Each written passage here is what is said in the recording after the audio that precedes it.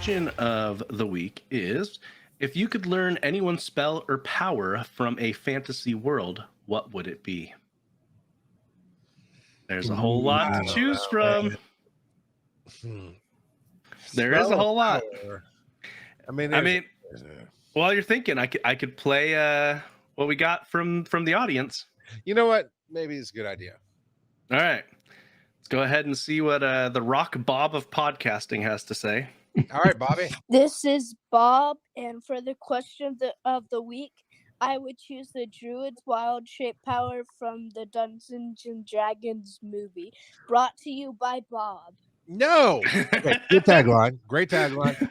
Not from the movie, from all the books, from the game. From the Joe, game. what kind of bad dad are you? So the movie is a lot more powerful than the games, just saying. Thanks for ruining the bit. I don't know. I don't play that stuff. I'm just trying to do they break all the rules in the movie. Okay. Well, okay. Well, at least with Wild Shape. There you go. So, yep. Let's see. Are all three your kids? No. Okay. Actually, the other two are Devo and my wife.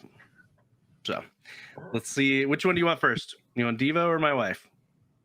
I'm not answering that one. Hello, wise and nerdy crew. Mrs. Underscore here. Question of the week. I would want the power from that time I was reincarnated as a slime. Rimaru's Great Sage power. It does so much, and it would be so awesome to have. And I'm sure Mr. Underscore can go into more detail on the subject. Have a great show. Good night. It is pretty OP.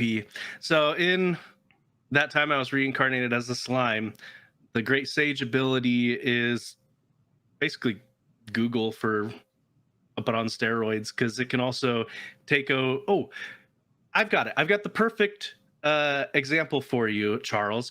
In Civil War, when Cap and Iron Man are fighting, and Iron Man tells his AI to analyze it and then takes over the suit to fight on his behalf, Great Sage can do that for Rimuru. Can do exactly that. You wanted to give me crap about putting stuff in the chat GPT, sir? Come on.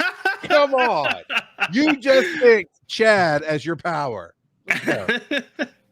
So, but yeah, that's just the tip of the iceberg. But yeah, he consults with the Great Sage all the time and gets information from the Great Sage, and it analyzes things, and it's almost like Tony's AI, to be honest.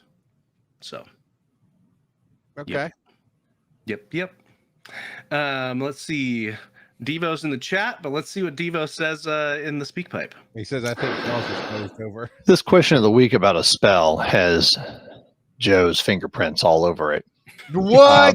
No. I haven't played D&D for many years, although I do like listening. I had to look around a little bit and kind of go through the list, and I found one I do like. It's called the Door of Politeness.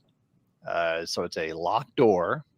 It's immune to opening, magic, whatever, except knocking. You have to knock the door to get it to open. That's kind of my speed. So, yeah, I think that's going to be all I'll go with. Okay. All right. Okay. Audie, have you thought of one yet? Yeah, there's a couple I thought of. One is just, okay, so I've got one of my kids reading Harry Potter, so I immediately think of that kind of stuff. So just apparating, just being able to teleport anywhere. Oh, yeah. That would be fantastic. Having their freaking tent that's like, Doctor Who TARDIS tent with just gobs and gobs of space. But I also always come back to Highlander and just being able to walk around and pull out a sword out of nowhere. Right? Yeah, no, that's a good one. That's a good one.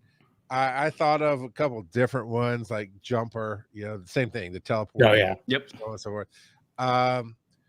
I mean, there are so many, and I'm actually torn between two. My mind absolutely went to solo leveling and Sunju, and getting just being able to consistently power up, learning and leveling and growing. I like that one. Then I really thought about the Old Guard, which is a comic book / movie set. It's like that kind of immortality where you just gain knowledge as you live through the ages, and that I think that's probably what I'd go with is essentially immortality there, but they have that ability to temporarily die, and then that makes it easier to get off the radar and swap things up, and society forgets things. So I like it. Yeah. Nice. Man, I've had so many different thoughts, because one of the easy ones would be like Prestidigitation. It's a cantrip. You can use it all day. Yeah. Prestidigitation.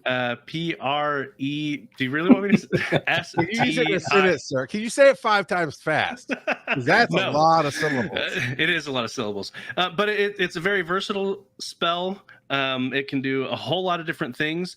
But if nothing else, the fact that you can just cast it and clean something every 6 seconds, you could run a dry cleaning service and just bloop, bloop, bloop.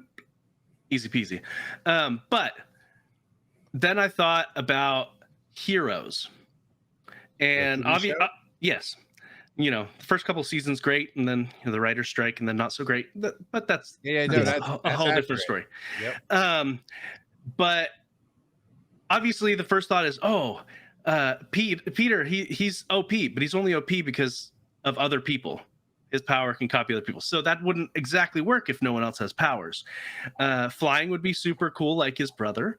But having Claire's ability to just heal, I think that would be pretty epic. Especially, I wouldn't want to do this, but she cuts off limbs and stuff, and it grows back. And so theoretically, she could remove organs, and it would grow back. So if I ever needed to donate a kidney or something, theoretically, it would just grow back. I don't know how you take kindness and turn it into such darkness. You're helping people. I'm like, this is oddly grotesque at the same time. It is. It is. My biggest worry with that, because she still feels the pain, and I don't know if it ever addresses whether or not her healing factor prevents medicine from working. So if that's the case, I definitely wouldn't want to be willy-nilly donating organs and letting them regrow back, because that Mrs. Underscore is going to use her Chad GPT to save the cheerleader, save the world, is her power. So she's going to. We saw how that worked out. Yes, I'm just saying, you might different paths for that's all. Oh man, that's fun, guys. That's fun. That's so fun. You're saying if you want to donate a kidney or something, are you walking down the hospital's halls like, anybody need a kidney? Yeah. I mean, how much are you charging? I wonder what blood type she is, if she is a universal donor. Ooh. And does that matter or I would assume it matters for organ donation. It matters for blood. So welcome to organs are a bit more podcast where we just dive into the nitty details. Tuck your tism in, man. We got a show to do. All right. Tuck your tism in. Before we